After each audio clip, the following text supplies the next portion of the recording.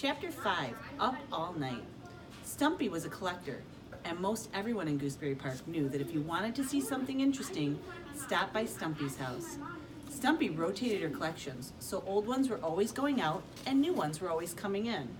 Murray was in charge of going out. Everything went to the charity drop box in the Big Bear parking lot.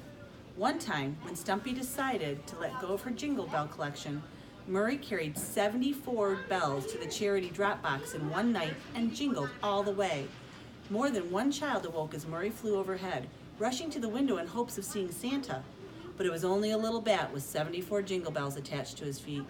One child tried to tell her parents the next day about the Christmas bat, but the parents just shook their heads and gave her more vitamins. So, Stumpy's collections were well known, and while the animals of Gooseberry Park very much enjoyed the restaurant napkin tour, the rubber bouncy ball tour, the sparkly bracelet tour, and many others, no one ever imagined that one of Stumpy's collections would turn out to be important, even life-saving. But indeed, that was about to happen. Conan, Gwendolyn, and Herman had put their heads together through the dark hours of the night, and they had made a plan. A plan, said Herman, for the dog days. Herman explained that dog days were long, hot summer days. He said that humans call them dog days because that's when dogs just lie about and sleep all day. But that really it has to do with the dog constellation Canis Major in the summer sky. Well, Kona said, feeling rather offended, not all dogs sleep all day. Indeed, said Herman, it's just the law of averages. The what? Asked Kona. Some dogs do and some dogs don't, dear, said Gwendolyn. Exactly, said Kona.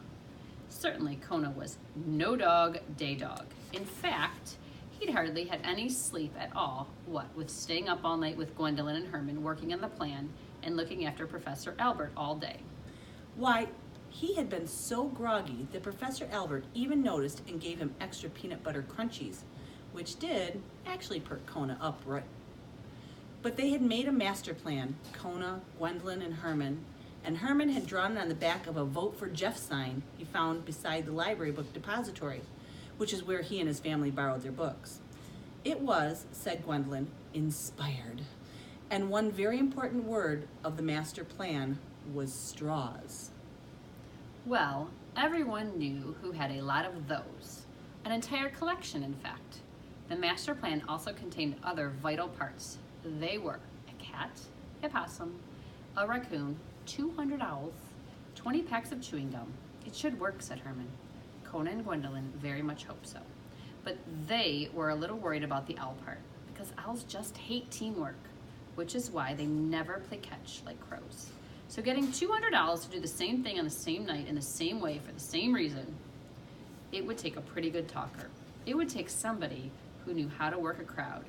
It would take a motivational speaker. Luckily, somebody's long-lost brother was about to show up. Somebody's long-lost brother, who was a motivational speaker and who just happened to be between jobs. Meaning, out of work. And sort of mooching off family. Mooching is hanging around and eating all their stuff while he was waiting to get motivated himself. Company was about to come knocking on Murray's door.